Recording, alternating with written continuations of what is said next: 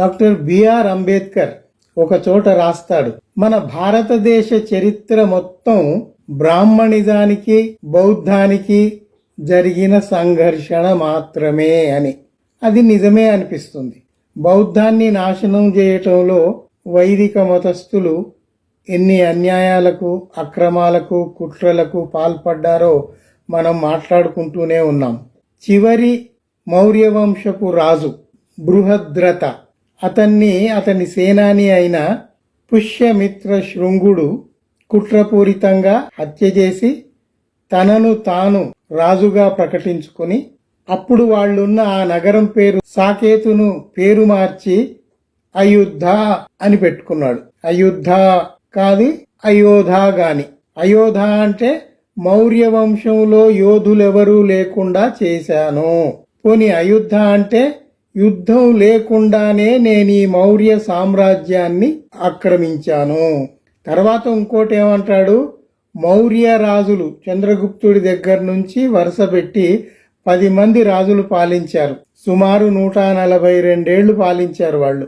అయితే ఈ 10 మందిని నేనే హతమార్చాను అన్నట్లుగా దశహర అని కూడా ప్రకటించుకున్నాడు. ఆ దశహర దసరాగా మనతో పండుగలు చేయిస్తున్నారు వైదిక మతస్థులు. దానికి తగిన పీఠకథలన్నీ చెప్పారు, మనకు తెలుసు. అట్లాగే బుద్ధుడి చరిత్ర, వ్యక్తిత్వం, బోధనలు ఈ వైదిక మతస్థులు ఎక్కడా ఉన్నట్టుగా నమోదు చేయలేదు. అట్లాగే అశోకుడు చేసిన బౌద్ధ ధర్మ ప్రచారానికి చేసిన కృషి గురించి గాని, ఆయన వ్యక్తిత్వం గురించి గాని, ఆయన ప్రజారంజకమైన పాలన ఎట్లా అందించాడనేది గాని ఎక్కడా నమోదు చేయలేదు. మీరు అశోకుడి విషయం తీసుకుంటే మన టెక్స్ట్ బుక్లో గాని ఇతరత్రా గాని ఏం కనపడుతుంది? అశోకుడు మౌర్య సామ్రాజ్యానికి రాజు. ఆయన చెట్లు నాటించాడు, రోడ్లు వేయించాడు, ఆ రోడ్ల పక్కన విశ్రాంతి భవనాలు కట్టించాడు. ఇట్లాంటివి తప్ప అసలు ఆయన తీసుకున్న విప్లవాత్మకమైన నిర్ణయాల గురించి ఒక్క మాట ఒక్క చోట ఎవడూ రాయలేదు. అయితే వచ్చిన నష్టం ఏమీ లేదు. ఎందుకంటే పాళీ భాషలో బౌద్ధ గ్రంథాలలో అన్నీ నమోదు చేయబడే ఉన్నాయి. అవన్నీ రాహుల్ సాంకృత్యాయన్ వెళ్ళి అక్కడి నుంచి భారతదేశానికి కొన్ని వేల పుస్తకాలు తీసుకొచ్చాడు. అవి ఇక్కడ ప్రచారంలోకి వచ్చాయి. అన్ని భారతీయ భాషల్లోకే కాదు, ప్రపంచ భాషల్లోకి అనువాదం అయ్యాయి.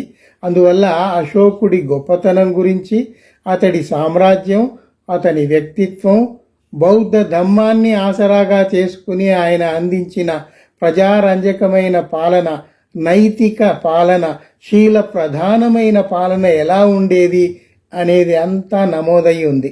ఈ మాట నేను ఊరికే అనటం లేదండి. మీకు 1-2 ఉదాహరణలు కూడా చెప్తాను. ఒక బ్రిటిష్ కవి Arnold the light of Asia అని ఇంగ్లీష్లో ఒక పద్యకావ్యం రాశాడు. దాని అర్థం ఏమిటి అంటే, బుద్ధుడు లైట్ ఆఫ్ ఏసియా, మొత్తం ఆసియా ఖండానికి వెలుగునిచ్చిన మహనీయుడు అని ఆయన ఒక పద్యకావ్యం రాశాడు ఇంగ్లీష్లో. అది యూరోప్ దేశాలకు పాకిపోయింది. బుద్ధుడి గొప్పతనం ప్రపంచమంతా తెలిసొచ్చింది. అయితే ఇక్కడ మన భారతదేశంలో అనువాదం చేసే ఈ మనువాదులు ఏం చేశారంటే, లైట్ ఆఫ్ ఏసియాను ఆసియా ఖండపు వెలుగు అని రాయొచ్చు కదా, రాయలేదు. బుద్ధ చరిత్రము అని సాదాసీదాగా రాసేసుకున్నారు. అంటే బుద్ధుడికి ఆ మహోన్నతమైన స్థానాన్ని, ఆ వెలుగును వాళ్ళు ఇవ్వదలుచుకోలేదు. అదే అన్యాయం అశోకుడి విషయంలో కూడా జరిగింది. ఎందుకు జరిగింది అంటే, అశోకుడు బయటి నుంచి వచ్చిన ఆర్యుడు కాదు, ఇక్కడి మూలవాసి. మౌర్య అనేది ఒక జాతి ఇప్పటికీ భారతదేశంలో ఉంది. ఆ జాతికి చెందిన వాళ్ళు మూలవాసులు, ఈ దేశవాసులు.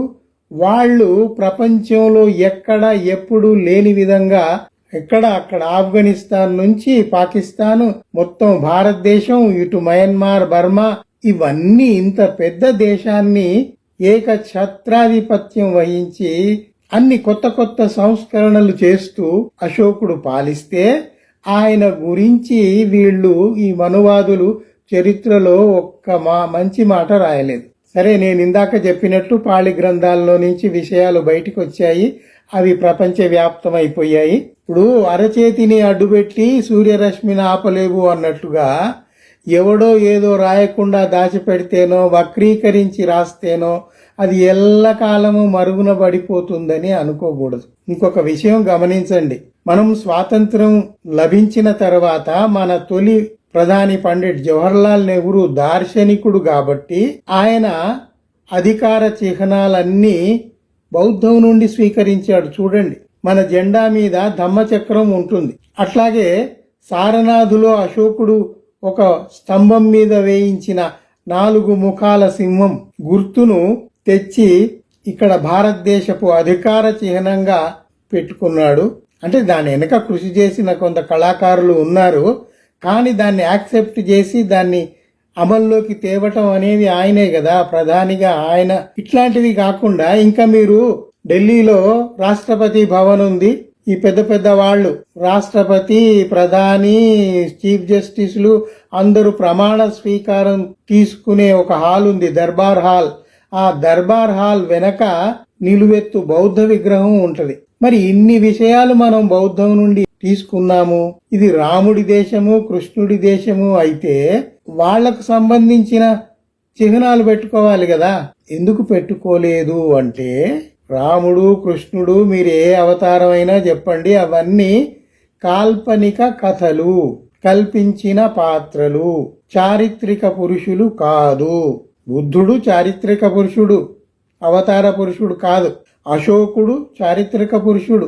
అందువల్ల వాళ్ళ చిహ్నాలు మనం అధికారికంగా స్వీకరించాం. ఈ విషయాల్ని మనం గుర్తుపెట్టుకోవాలి. విదేశాలకు పోయినప్పుడు మై బుద్ధుకి దేశే ఆయాహు అని భాషణలు ఇవ్వటం కాదు, మనకు మనం నైతికంగా శీల ప్రధానంగా ఉంటున్నామా లేదా అన్నది ఆలోచించుకోవాలి. అశోకుడి కాలంలో నేరాలు పూర్తిగా తగ్గిపోయాయి.